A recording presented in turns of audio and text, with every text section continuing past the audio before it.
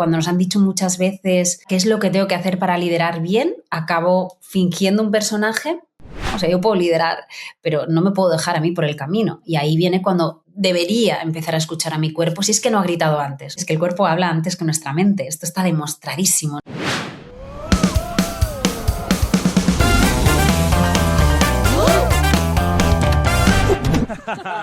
Bienvenidos, bienvenidas a Cher Inspirados, el espacio de las personas. Diego, hoy tenemos una invitada muy particular. Hola Samer, hola a toda nuestra audiencia. Hoy nos acompaña alguien que trabaja en un territorio que muchas empresas todavía no saben mirar. Lo que ocurre dentro de los líderes cuando sostienen demasiada presión durante mucho tiempo. Sí, hoy con nuestra invitada Mary Viñas vamos a analizar el liderazgo desde el punto de vista de la intuición, desde el punto de vista del cuerpo y desde el punto de vista de la autenticidad. Mary, bienvenida a Cher Inspirados. Muchísimas gracias. Gracias por invitarme y un placer estar aquí con vosotros hoy. Hola Mary, bienvenida a Cher Respirados y bueno, estamos muy contentos de tenerte entre nosotros, seguramente nuestra gente también de Latinoamérica y de España, encantados de conocerte aún un poquito más. Gracias por la invitación. Mary, tú eres psicóloga, coach, y te has especializado en todo el ámbito también de los recursos humanos, las personas. Manejas un montón de herramientas para el crecimiento personal, el liderazgo, pero tienes un enfoque particular en unir la parte de liderazgo con la parte física, emocional, el tema de la exigencia. Te has preocupado también mucho del tema del liderazgo de las mujeres. Cuéntanos un poquito, has creado este concepto de neurohumanidad, ¿no? Que además, cuéntanos un poquito tu visión de todo esto. Sí, la verdad es que, bueno, después de muchos años también, viendo cómo se trabaja mucho el liderazgo desde las competencias, ¿no? Muchas veces, y también se empezó con lo de los soft skills, que ahora ya yo creo que son más power skills, ¿no? Que soft skills, pero creo que todos esos tipos de formaciones se quedaban muy quizás en la mente, aunque fueran incluso formaciones experienciales, y creo que se revisaba poco el desde dónde lideramos, ¿no? Creo que este es como el enfoque que más me diferencia, que es desde qué lugar, desde qué intención y muchas veces desde qué personaje, ¿no? Porque al final el tema del liderazgo, cuando nos han dicho muchas veces cómo liderar, qué es lo que tengo que hacer para liderar bien, acabo fingiendo un personaje para adaptarme, ¿no? Porque al final, si me dicen que ser líder es tener que decir las cosas con asertividad, ir a por los datos, ¿no? Pues bueno, al final acabo yo como cambiando lo que sería yo de una manera auténtica para meterme en ese personaje. ¿Y qué pasa? Que el tema del personaje en liderazgo muchas veces pues funciona un tiempo, pero lo que se ve, ¿no? Y al final también los datos lo demuestran, es que pues acabamos rompiéndonos, ¿no? Es el liderazgo que yo digo donde nos dejamos atrás. Podemos liderar equipos, lideramos compañías, pero a nosotros mismos, pues por el camino nos hemos perdido, ¿no? En cierta manera. Entonces mi enfoque va mucho de revisar desde dónde lidero y a qué coste estoy liderando, y estoy imitando ciertos liderazgos que a veces me han venido impuestos, que creo que han tenido que ser así. En el caso de las mujeres lo veremos, ¿no? Cómo hemos perseguido como liderazgos muy masculinizados, porque son las referentes que teníamos, y luego pues nos hemos quedado un poco a la mitad. Entonces, Mary, ¿qué es para ti liderar desde la autenticidad? ¿Qué significa exactamente? Pues mira, para empezar sería dejar el personaje atrás, ¿no? Para dejar ese personaje atrás tenemos que saber muy bien quiénes somos, y sobre todo yo creo el impacto que queremos tener en ese liderazgo, ¿no? Y en esta era de la IA, ¿no? Que todo el mundo está hablando tanto, al final yo creo que van a sobrevivir los líderes que realmente sean auténticos. Lo que pasa es que, claro, la autenticidad muchas veces está un poco como es engañosa, ¿no? Porque hay que ser auténtico, mostrar mis emociones tal cual en el trabajo, ¿no? Pero eso me penaliza. Entonces, ¿qué es ser? ¿Qué es ser yo, ¿no? En el trabajo. Y eso pasa por un proceso, ¿no? Que es donde yo acompaño muchas veces, ¿no? A identificar cuáles son mis valores, cuáles son mis fortalezas. Porque una pregunta que, por ejemplo, ahora os hago, ¿no? O hago a la gente que nos esté escuchando es, ¿sabes cuál es tu superpoder? ¿Sabes cuál es aquello por lo cual la gente te viene a buscar, te llama, aquello que es único en ti? Y muchas veces nos quedamos como muy en blanco, ¿no? Como, pero que tengo que tener algo único, de verdad, ¿no? ¿Hay algo que me diferencia realmente de los demás? Y creo que empezar por ahí, a indagar, ¿no? A ver cuál es, pues eso, por qué siempre me llaman, por qué me dan las gracias, por qué aquello que me parecía algo como muy insignificante, la gente lo valora tanto. Ahí ya podemos empezar a ver que es algo más auténtico. Y eso, poderlo llevar pues al equipo a nivel laboral, ¿no? Para que al final con el líder está bien, el equipo está bien y todo tira mucho más, ¿no? Como decía antes, impostar algo al final acaba por romperse, podemos hablar de las consecuencias luego, ¿no? Del burnout. Mucho del burnout no solo estrés mal gestionado, al final es esa performance que intentamos aparentar en el trabajo para que todo encaje. Entonces, yo volvería un poco a la raíz, ¿no? A qué es aquello que realmente se te da bien, cuál es tu superpoder y luego atrevernos a ponerlo en práctica en el trabajo, ¿no? Porque aquí, bueno, me encuentro con muchas cosas, muchas veces es, ostras, pues a lo mejor un poder mío es la sensibilidad. ¿Y esto cómo lo llevo al trabajo? Si está mal visto, ¿no? Pues bueno, ver cómo eso lo podemos llevar en la vida real y los equipos sin que sea penalizado, ¿no?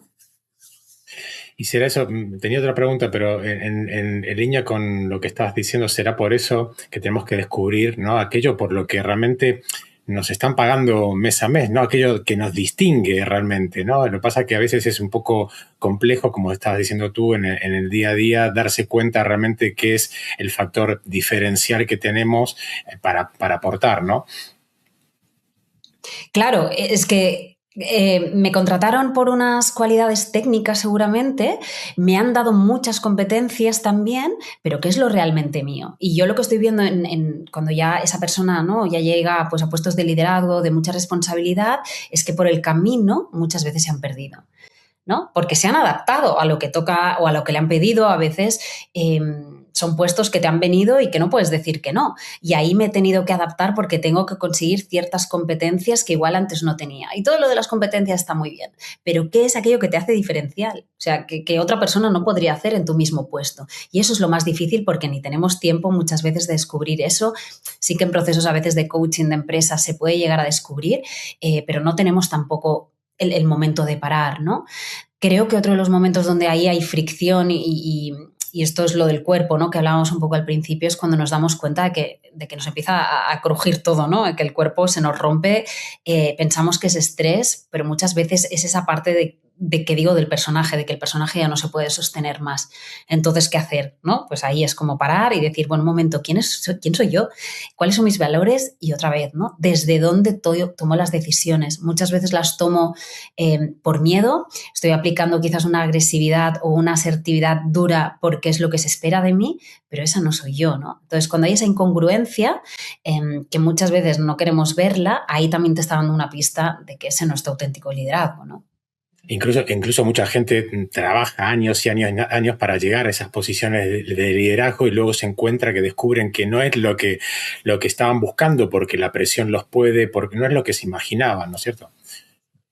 Claro, no es lo que se imaginaban y también muchas veces es el sostener. O sea, que el líder no es que no sepa cómo liderar y cargar, ¿no? Y lo va haciendo. El tema es cuánto tiempo todo eso se está sosteniendo cuando no está alineado con los valores de la persona, ¿no? Y cuando no está escuchando el cuerpo. Al final veo muchos líderes que sí van tirando, ¿no? Y responden bien. Y a nivel laboral, oye, tiran adelante. Pero luego, ¿qué pasa en casa, ¿no? O qué pasa con el insomnio, con la ansiedad, con toda esa tensión. Se habla de estos cansancios crónicos, ¿no? Entonces, al final el cuerpo muchas veces te está expresando lo que ese rol del líder no nos permite reconocer. Y para mí aquí es algo clave, ¿no? Que podemos ir tirando, pero bueno, es que el consumo de ansiolíticos, de antidepresivos va en aumento, ¿no? En muchas franjas de edad, ¿eh? No solo en líderes, también en jóvenes, desgraciadamente. Pero al final eso es síntoma de que algo nos está pasando por dentro, ¿no? Entonces, con el tema del liderazgo, cuando llegamos ahí no se trata tampoco de bajar la ambición. Al final es de, bueno, que esa ambición no la paguemos con el cuerpo, con esta ansiedad o con esa vida también profesional, ¿no? Ahora, casi digamos, estamos acostumbrados de toda la vida a que en la empresa realmente se suele vivir en la impostura, ¿no? O sea, no solo los líderes, sino en general todos, la parte de la gente va con máscara incluso físicamente, en la forma de vestirse, digamos, tiene que responder a unas ciertas normativas de la empresa, ¿no? Costumbres. Entonces, digamos, las empresas donde la gente es auténtica como estaría en su entorno natural no es la mayoría, no es lo más habitual, ¿no? ¿Tú asocias entonces esta especie de epidemia de ansiedad, de ansiolíticos, de enfermedades mentales en parte con las circunstancias del trabajo? Bueno, muchísimo, sí. De hecho, es que hay muchísimas bajas laborales, que esto no lo hemos disminuido a lo largo de los años por muchas formaciones que se den, por mucho, y al final todo esto no se resuelve con respira mejor y medita. Hay un tema mucho más profundo que está muy bien, ¿no? Y yo he ofrecido sesiones de mindfulness para empresas y eso está bien, pero eso es una tirita, ¿no? Al final hay que ver cómo gestionamos esa parte que creemos que es éxito, lo que decía, ¿no? Todo lo que cargamos, ¿no? Has dicho algo muy interesante, Samer, que es el tema del vestuario, ¿no? Del cómo vestimos. Yo hice un experimento con la inteligencia artificial que le pedí que me mostrara 2 imágenes, bueno, porque puedes crear 2 o 4. Yo dije, créame 2 imágenes de lo que es una mujer líder. Y las 2 imágenes, ahora me encantaría mostraroslas, pero os las voy a explicar. Las 2 imágenes eran de, 2 mujeres, una con pelo suelto y la otra con coleta, era lo único que lo diferenciaba, con brazos cruzados, con una americana negra y una camisa blanca. Esta era la única diferencia, una con coleta y la otra sí. Bueno, jóvenes, por supuesto, ¿no? Dentro de los cánones que eran blancas las 2, jóvenes. Entonces, con esto de la vestimenta, fíjate, ¿no? Que las mujeres hemos aprendido mucho, pues un liderazgo, eso, masculinizado también, hasta en la forma de vestir. Porque yo no digo que no puedes llevar una americana negra, ¿no? Pero ¿cuántas veces recurrimos a la ropa, sobre todo las mujeres, los hombres también, porque tienen como unos códigos según en qué empresas, qué es lo que es y ya, ¿no? Pero las mujeres hemos tendido a imitar eso también por necesidad, ¿no? Porque para que se nos tomara en serio en algún momento y porque eran los únicos referentes que tenemos. Pero ¿qué pasa cuando digo, bueno, voy a vestirme como realmente soy? Esto lo acepta la empresa, no lo acepta la empresa, puedo abrir camino, ¿no? Porque cuando una líder abre camino en eso, pues es un ejemplo para las demás y ahí se ve que pues, el tema de la vestimenta no tiene nada que ver con tu performance o cómo puedes llegar a las personas. Entonces, bueno, creo que hay muchas empresas que han roto muchos moldes. Creo que referencias como Silicon Valley, empresas tecnológicas nos han abierto, ¿no? Ver que la gente puede ir en camiseta y pantalón. Lo que pasa es que yo creo que todavía, bueno, por aquí en España aún cuesta, ¿no? Aún está esos formalismos que para ciertas cosas hay unos mínimos, está claro, pero otra vez vuelvo, ¿no? ¿Cuál es tu autenticidad? ¿Cuál es tu sello? ¿No? Yo he ido a ver conferencias de hombres y mujeres con piezas de ropa como muy suyas y eso se te queda, eso es autenticidad, ¿no? Y igual si hubieran vestido con ese traje y esa camisa de siempre, pues es uno más, ¿no? Entonces, volver a eso significa hacer un ejercicio otra vez de introspección, de decir, bueno, ¿quién soy yo si me vistiera como yo soy? Y que eso no sea un freno a la hora de tu liderazgo, ¿no? Pero qué difícil. ¿Cuánto nos ha impactado todo esto? Además, en el caso de la mujer, yo que he trabajado mucho con ellas, ya también es la imagen física, ¿no? El cuerpo, el tema de tener que cumplir unos cánones también físicos, pues bueno, esto lo llevamos marcados desde pequeñitas, ¿no? También. Esto de que quién soy dentro del liderazgo, ¿no? Hay algo paradójico. Muchas personas son muy competentes liderando equipos, pero muy poco conscientes de lo que está pasándole a ellos por dentro, ¿no? ¿Para ti qué les está ocurriendo? Como creo que hay ese quiebre, ¿no? Al final hay como una incongruencia y por eso aparece todo lo que aparece a nivel somático, a nivel de cuerpo y que tampoco escuchamos. Pero hay eso, esa performance y ese para mí es un quiebre.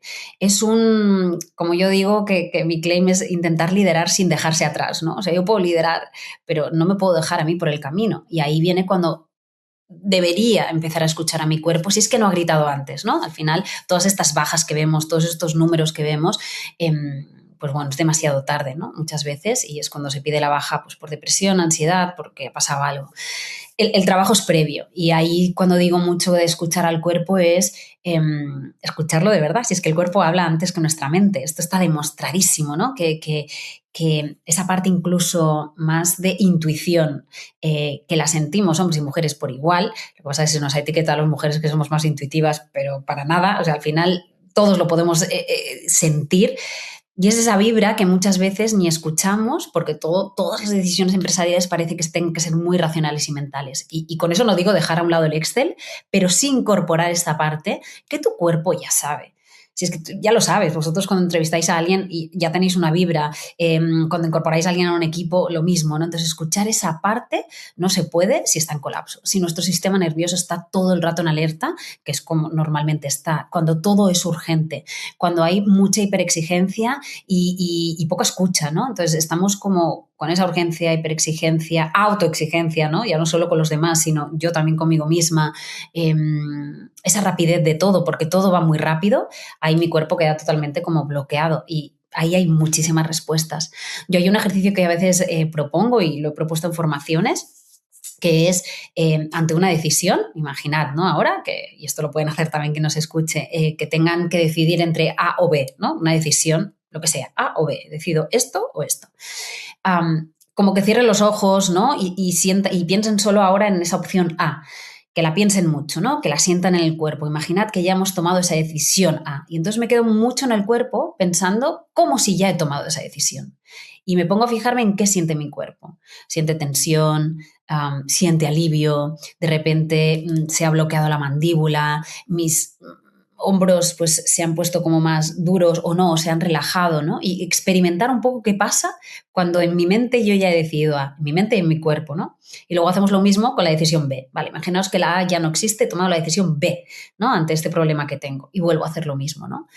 ¿Qué suele pasar en las formaciones? Bueno, hay gente que no ha notado diferencia entre A o B y esto significa que estamos muy desconectados de nuestro cuerpo porque el cuerpo ya sabe, y otras veces sí que notan esa diferencia y la explican y es como abismal, ¿no? Y al final les pregunto, ¿y esa decisión, ¿no? Donde estabais más relajados, es más coherente, era la que pensabais que podíais tomar, ¿no? A nivel mental.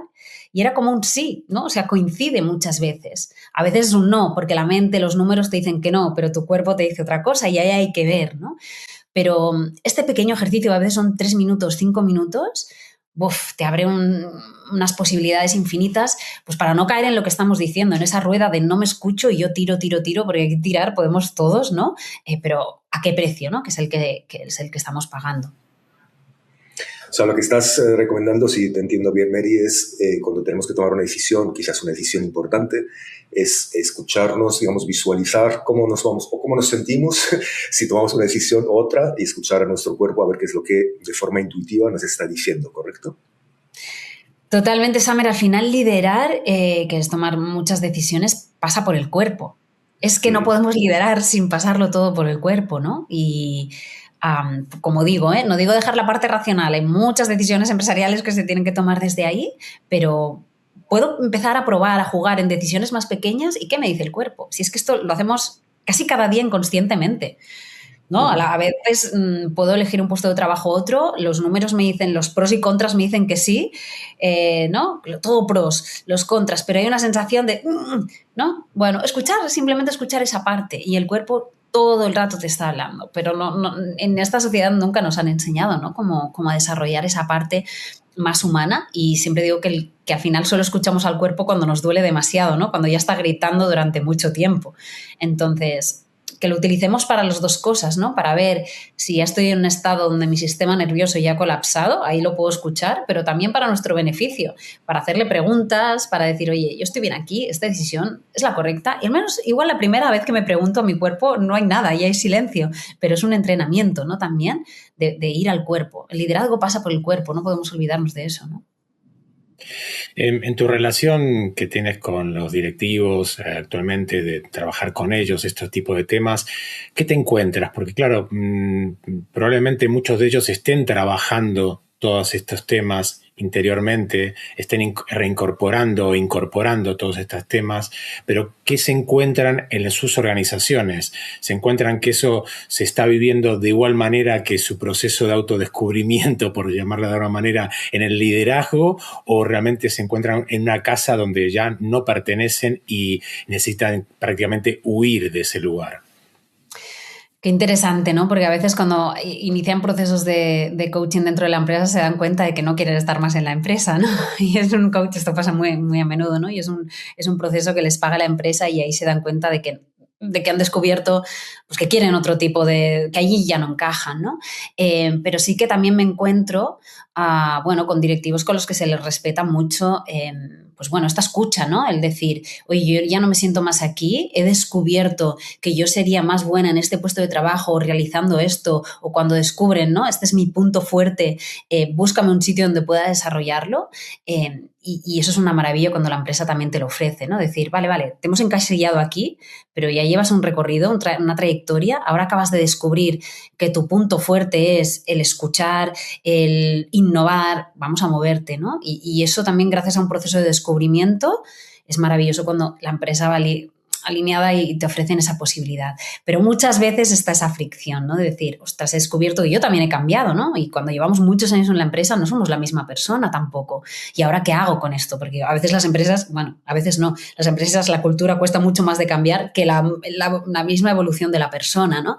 Entonces, bueno, ahí hay que encontrar pues muchos encajes, muchas conversaciones, mucho también ver con qué hago con lo que me está pasando en esta empresa, ¿no? ¿Qué está en mi mano al final? Y muchas veces que mucha gente no puede cambiar de la noche a la mañana y cómo gestiono, pues bueno, lo que sí está en mi mano, ¿no? Y siempre se puede hacer algo, aunque tu puesto no sea el ideal, aunque los valores no cumplan 100%, pero bueno, ¿qué puedo empezar a hacer yo hoy? Y a nivel micro siempre se pueden hacer cosas para que al final la persona esté mejor en ese sitio, ¿no?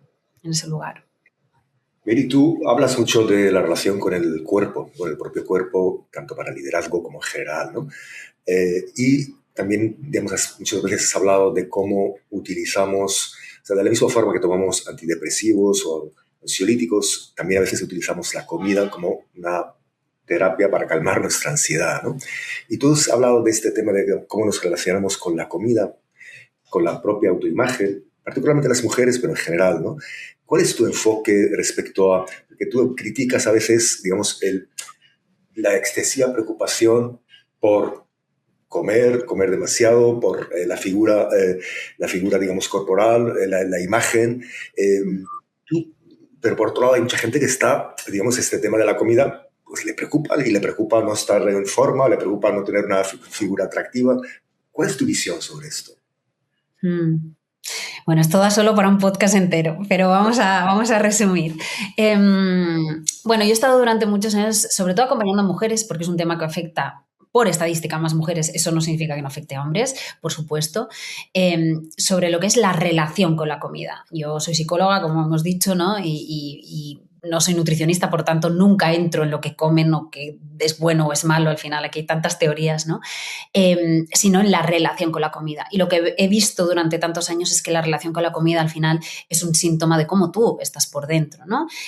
Todos tenemos en la imagen o hemos vivido ese momento en el que, un día estresado o una época estresada, llegas a casa y lo primero que haces es abres la nevera y quizás tienes un atracón, y lo pongo entre comillas porque no me gusta diagnosticarlo así, porque hay un trastorno que es el trastorno por atracón, que no es lo mismo que un día como de todo, ¿no? Pero muchas veces la comida al final es como nos ofrece esa paz, ¿no? Y esa calma, y siempre digo que eso es casi lo mejor que podemos hacer en ese momento, porque seguramente no tenemos otros recursos, es decir, a veces no tenemos otras opciones, ¿no? No hay otras cosas, y mira, suerte que está la comida muchas veces, pues para, ¿no? Como descomprimir toda esa tensión. El tema es cuando eso ya es de una manera recurrente, y esto pasa cada día o cada vez que estoy estresado y siempre recurro a la comida, ¿no? Entonces, yo lo que he hecho durante tanto tiempo y sigo haciendo, ¿no? Es mirar la raíz, y al final es, pues estoy mal en el trabajo, la comida me ofrece placer. Estoy mal con la pareja, la comida me ofrece placer. Estoy mal con la vida, la comida me ofrece ese placer, ¿no? Y como digo, es comida y no es otro tipo de sustancias, que también podría haber sido, pero yo me enfoco más con esto, que a veces es incluso más peligroso porque la comida la tienes todo el día, ¿no? Otro tipo de sustancias las tienes que ir a buscar, es como más difícil, pero aquí lo tienes 24/7 donde quieras, ¿no? La comida. Entonces, para mí, la relación con la comida siempre digo que es como un poco la puntita del iceberg, ¿no? Que es todo lo que hay debajo. Pues a veces esa tensión, esa ansiedad, ¿no? Todo eso. Entonces, ahí hay algo por descubrir, hay algo por ver. Es una señal que nos está diciendo que algo no está yendo quizás del todo bien. Entonces, para mí, cuando eso pasa, es una oportunidad para mirar por dentro. A veces también veo perfiles muy controladores, muy exigentes, muy perfeccionistas, por tanto, a veces eso lo arrastran también en su relación con la comida. Es como, tengo que comer perfecto y ahora el ayuno perfecto y la dieta perfecta, ¿no? Y ese extremo tampoco es bueno. Todos queremos cuidarnos bien, alimentarnos bien, tener energía, ¿no?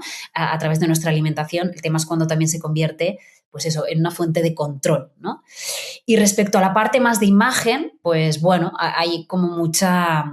Bueno, hay un dato, el 87% de las mujeres, en este caso, hay alguna parte de su cuerpo que no les gusta.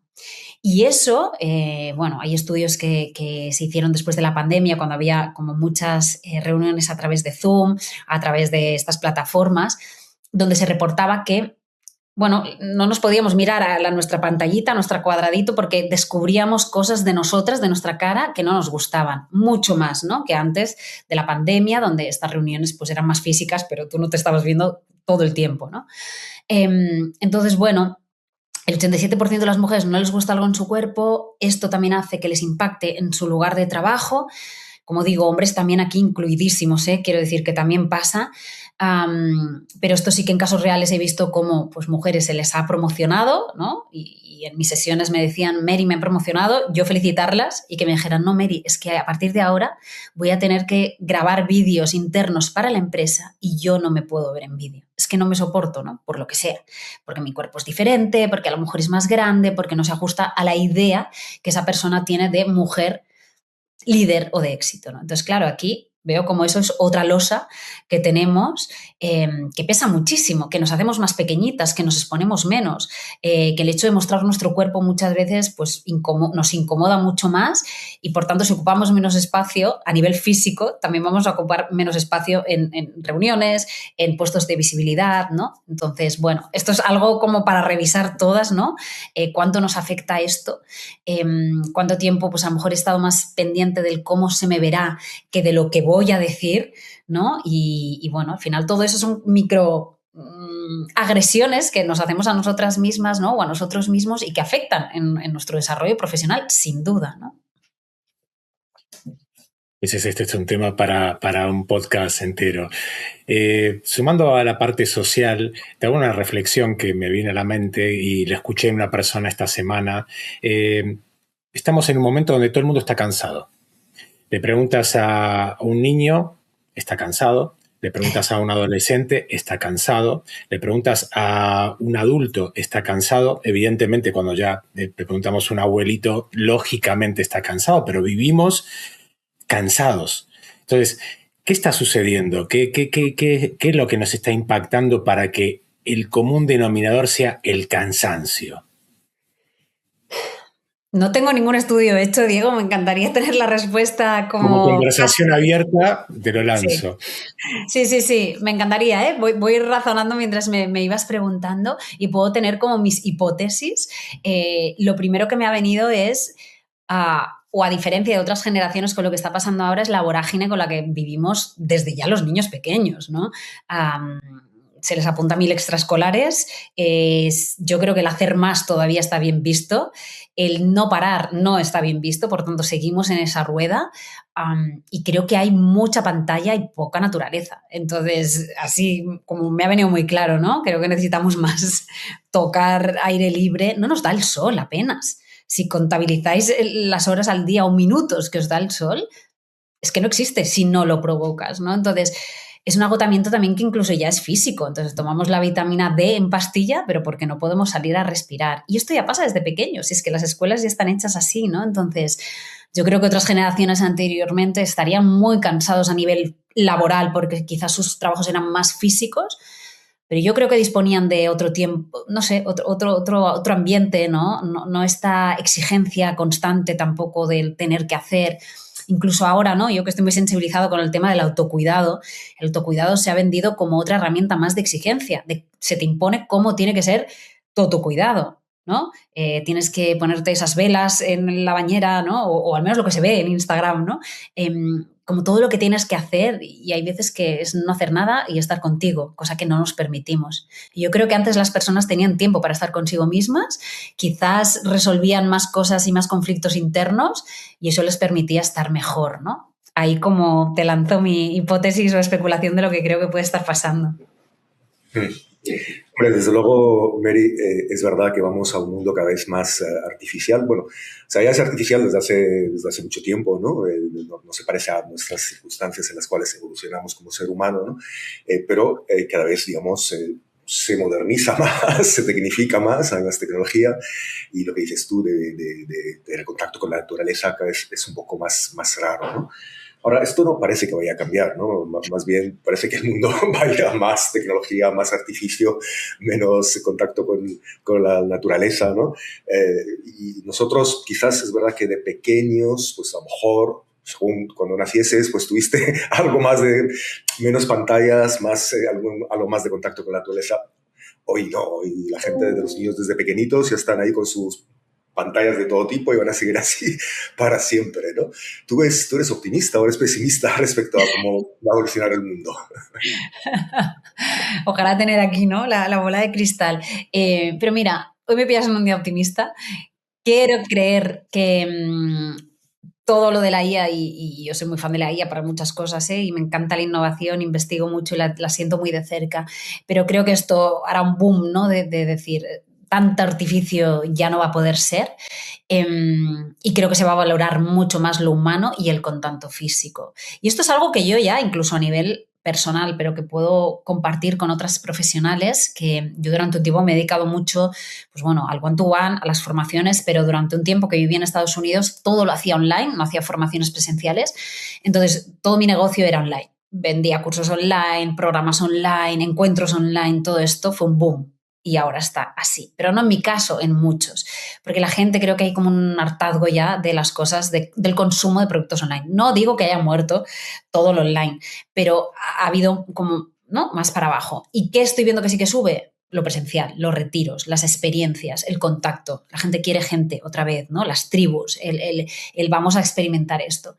Entonces creo que todavía no estamos ahí, pero quiero ser optimista y pensar que dentro de unos años vamos a volver ahí, porque es que lo vamos a necesitar más que nunca, porque es que, ¿no? La parte de la inteligencia artificial nos va a suplir en muchas cosas, pero yo estoy confiadísima que lo que es el contacto, el abrazo, esa intuición, esa conexión, ese de que entras y conoces a una persona en una sala, esa energía, eso no hay robot humano que lo pueda suplir y vamos a ir para allí, seguro. Yo no sé si lo veré, espero que mis hijas lo puedan ver y vivir, pero vamos a ir por ahí. Estoy convencida, soy optimista hoy. Y en esa línea, ¿no? Pero más centrados un poco en el tema del liderazgo. Si miramos el liderazgo dentro de 10 años, nos animamos a mirarlo un poquito más, que 10 años ya con todos los avances que hay nos parece, yo creo que es un mundo.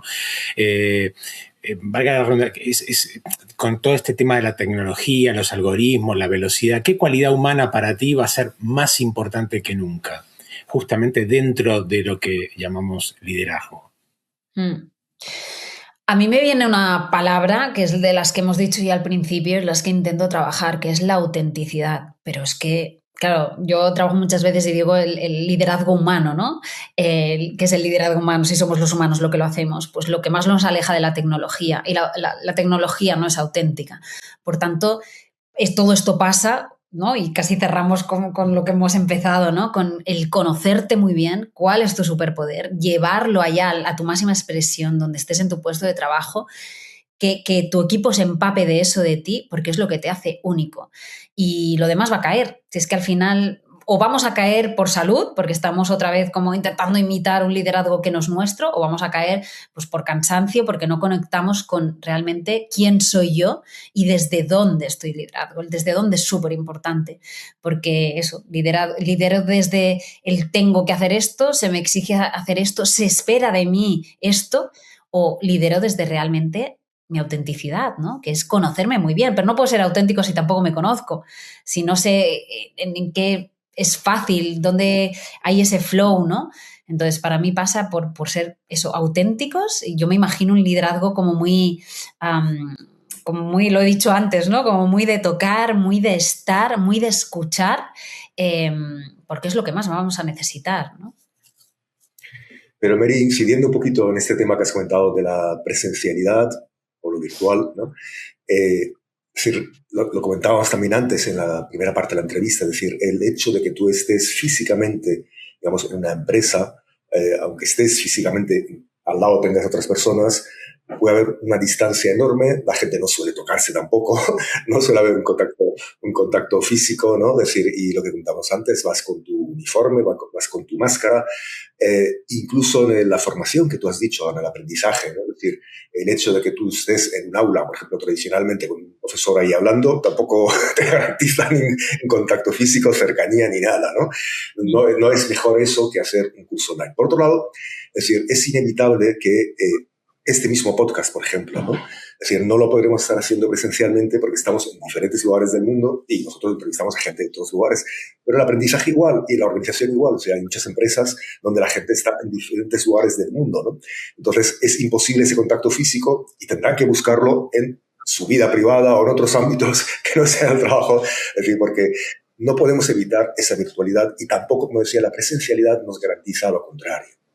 No, interesante. El tema online también, o sea, cuando yo digo esa parte de autenticidad, de estar, de escuchar, también se puede hacer online, pero tengo que provocar esos espacios. Entonces, claro, yo no estoy buscando una utopía de empresa donde la gente entre, diga buenos días y todos se abracen, ¿eh? No es eso lo que intentaba explicar. Pero ya el hecho de estar, y esto hemos mejorado con la pandemia, el teletrabajo, pero hay empresas que notan que cuando la gente está es diferente y cuando los líderes están es diferente. Conozco muchos founders de empresas que necesitan estar y cuando no están se nota. Entonces, hay una parte de presencialidad, ¿no? En ciertos, o a lo mejor en ciertos momentos de la compañía que hay que estar, que te tienen que ver, que te tienen que poder mirar a los ojos, ¿no? Esto es así, funciona todavía así, por eso esa parte de humanidad, ¿no? Respecto a la tecnología, también se puede acercar esa presencialidad a través de la tecnología, pero tengo que buscar quizás los espacios, porque si yo estoy presente y viene alguien de mi equipo, oye, ¿te puedo comentar algo? Esa conversación se da. Si no estoy presente, quizás es el líder el que tiene que provocar esas conversaciones y buscar más a esas personas para ofrecer esa oportunidad de escucha, ¿no? Entonces, al final es poder estar presente también es esa escucha activa, esa atención con intención, ¿no? Y se puede dar perfectamente online, ¿no? Entonces, una cosa no quita la otra. Como decía, muy fan del online, nos ha ayudado muchísimo. Yo trabajo también con personas de todo el mundo gracias al online, incluso grupales, ¿no? Que dices, ostras, con grupo esto funciona maravillosamente bien. Pero bueno, hay que buscar esos espacios. Eso es lo que creo que es más difícil ahora, ¿no? Que muchas veces esta parte online solo se limita a hacer reuniones de Teams y hacer una formación online con un webinar, que ahí pues se queda en la superficie, ¿no? Yo estoy de acuerdo contigo, pero sumando un poco, no por hacer debate, pero sí es verdad que creo que tenemos todavía una materia pendiente sobre este tema porque, y se ha visto desde la pandemia hasta aquí, que a muchos líderes o a mucha gente le ha costado este tema, no por un tema que necesito ese microminuto que decías tú importante, sino por un tema de control. Yo necesito controlar, necesito ver, y la tecnología no me está aportando a mí lo suficiente. Se han inventado distintos mecanismos para controlar si la persona realmente estaba trabajando o no. Entonces necesito controlar y por eso te tengo que ver. Si fuese el discurso, perdón, lo que estás diciendo tú sería, yo creo, más óptimo, ¿no? Más positivo. Pero bueno, esa es mi forma de ver.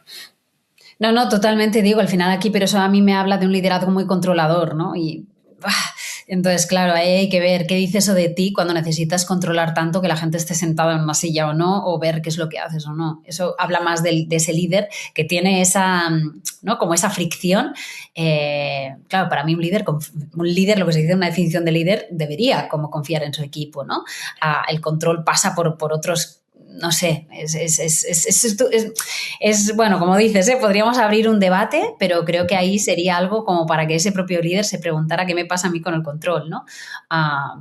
Porque por eso a mí la palabra liderazgo de hace unos años me la cuestiono permanentemente, ¿no? Es una palabra que históricamente funcionó, pero a mí al menos me parece que liderazgo es más con uno mismo, ¿no? Me parece que ese rol nuevo tiene que ser un referente, un influyente. La palabra liderazgo la llevo más a mi persona y no a los demás. Pero bueno, eso es una visión. No, muy de acuerdo, totalmente. Al final el liderazgo empieza por el autoliderazgo, ¿no? Y totalmente de acuerdo con tu visión, sí, sí. Hace no tanto, ¿no? Quizás desde antes de la pandemia, lo habitual era que cuando te reúnas con una persona, pues tú vayas a verla o ya te venga a ver, sea a la oficina o sea un cliente, etcétera, ¿no? Y ahora prácticamente la gran mayoría, ya casi nadie se desplaza a otro sitio para reunirse con alguien, casi todo se hace online, ¿no? Todas las reuniones son online. Nos hemos acostumbrado, estaba escuchando hace unos días que han aumentado un 40% las reuniones que se tienen respecto a hace unos años, y de ellas el 80% como mínimo son online. Y hay gente que está prácticamente todo el día reunida online, pasando de una reunión a otra. y me pregunto ¿cuándo tiene tiempo de pensar, cuándo tiene tiempo de aprender. Es decir, ¿cómo ves tú esa especie de epidemia de reunitis online, de estar continuamente reunido con uno, con otro, con otro? Bueno, esto al final es un poco lo que venimos de ahí, ¿no? Yo creo que todo lo de la pandemia nos hizo ir hacia allí y ha habido muchas ventajas. Pero fíjate, aunque yo tenga o esté en una empresa en lo que esto se dé, siempre puedo hacer algo, ¿no? Y ahí hay un concepto que yo hablo mucho con los líderes, y no líderes, lo puede hacer cualquier persona de la organización, que son las transiciones, ¿no? De cuando cambio de una cosa a otra que estoy haciendo. Porque lo que no es sostenible tampoco ni para mi sistema nervioso ni para nada es saltar de reunión en reunión, ¿no? Y a veces te están ya acabando la conversación porque luego tienen otra y no hay ni ese margen. Entonces, ¿qué puedo hacer yo si vivo en una organización que es así? Bueno, pues esas transiciones, buscarla. A veces son 3 minutos. Digo, busca tus 3 minutos entre reunión y reunión. Y son tus innegociables y lo deberías marcar en tu calendario. Y a lo mejor esa reunión tiene que empezar, no hay 30, sino hay 33. O hazlo como puedas y quieras, pero tienes que buscar esa transición. ¿Para qué? Para bajar y para en esos 3 minutos también decir, bueno, ¿con qué intención voy a la siguiente reunión? La gente salta de reunión, no sabe ni a dónde va y se pierde mucho tiempo, mucha efectividad. Entonces, si es que solo es parar y decir, ¿cómo quiero salir de esta reunión? Me lo imagino, lo visualizo un poco, vale, que no se me olvide decir esto, me gustaría esto. Venga, ya está. A veces podemos hacer cosas así y están en nuestra mano, ¿no? Yo no creo que esto vaya a cambiar y depende de las organizaciones, no va a cambiar. Yo a nivel personal, por ejemplo, siempre que puedo y siempre si es en mi ciudad, intento provocar una reunión presencial. Y siempre espero que sea la otra persona que me diga, no, online. Bueno, pero yo lo he propuesto. ¿Que es más cómodo para mí el online? Sí, pero que hay mucha más conexión y nos entendemos mucho mejor si es presencial también. Entonces, ¿qué puedo hacer yo? Pues provocarlo, ¿no? Al final, si todos nos acostumbramos al online, no vamos a salir de ahí, ¿no? Y bueno, yo cuando he propuesto, oye, nos vemos físicamente, bueno, pero aunque sea media horita, sí, no pasa nada, media hora, pero nos vemos, ¿no? De todas maneras, más allá del trabajo en sí, o sea, quiero decir, más allá de las reuniones en sí que podemos tener online, el trabajo en sí, ya tenemos todos herramientas laborales que estamos permanentemente conectados, ¿no? Quizás también a eso nos referimos, es decir, estar permanentemente conectados de un tema, de otro, luego consultamos a la IA. Y claro, fíjate que nos están pidiendo para esta nueva época criterio, ¿no? Criterio, pensamiento crítico, ¿no? Entonces, pero cuando me uno a lo que decía Summer, ¿cuándo tenemos ese espacio de reflexión? Si todo es un bombardeo de hacer y hacer, no tengo momento de enlazar las ideas, de crear, de tener un espacio. No hay tiempo, y esto es algo con lo que las empresas también se encuentran con este problema, que están en el hacer y entonces luego tienen un día de team building como para pensar, ¿no? Y es como con un día al año no te vas a arreglar todo lo que pasa en el año. Así que aquí sí que hay veces que me he encontrado con empresas más jovencitas que cuando se los proponen lo intentan, que es como el día de pensar o la hora de pensar, no todo el día, pero como que tengan espacios sin tecnología donde puedan hablar de lo que ha pasado esta semana, ¿no? Hay veces que recuerdo una empresa que era los viernes donde compartían como los fallos que habían hecho y algún éxito. Y el viernes por la mañana empezaban así. Y bueno, a lo mejor no solucionaban el mundo, pero ya tenían un espacio donde podían compartir sus experiencias de errores y de éxitos. ¿Vale? Pues ya es un espacio donde no hay tecnología, no hay Teams, no hay, ¿sí? En las que podían hacerse presencial, ¿sí? Pero ya no estabas con lo que decías, ¿no? La IA, la otra herramienta para poner el CRM, para el no sé qué, ¿no? Sino ya está un espacio que no es puramente de trabajo, sino que es más de reflexión, más de compartir. Sería ideal introducirlo en todas las empresas, en todos los departamentos, pero bueno, aquí ves, un buen líder yo creo que tiene que tener esa visión de decir qué falta en el equipo. Falta pues, el bajar revoluciones, el tener un pequeño espacio. Y a lo mejor no se puede hacer cada semana, pero sí que se debería poder encontrar, ¿no? Esto llevado a algo que no tiene nada que ver con la empresa, pero que me encuentro a veces, o me encontraba, ¿no? Con el tema de la comida, no es que no tengo tiempo para nada, ni para hacer la comida, ni para ir a comprar, ¿no? Y decía, ya, pues esto no es tanto agenda. Lo que va a pasar es que cada vez que salgas de trabajo comprarás no sé qué en el súper, otro día comprarás otra cosa, pero no harás la compra planificada porque no está en tu calendario. Entonces, al final, lo que no está planificado tampoco es muy difícil de que exista. Y si solo tenemos la agenda llena de reuniones, es muy difícil tener ese espacio, ¿no? Como para sentarnos y vamos a hablar sin todo esto. Es difícil. Al final, bueno, también es proponerlo no solo los líderes, sino proponerlo a alguien del equipo. Oye, ¿podemos permitirnos esto? Y que sea esa persona que lo proponga al líder, ¿no? Genial, Mary. La verdad es que nos quedaríamos mucho más tiempo hablando contigo, pero en esta parte final del podcast vamos a hacer un jueguecito de preguntas rápidas y responde lo primero que se te ocurra. Uy. Vamos.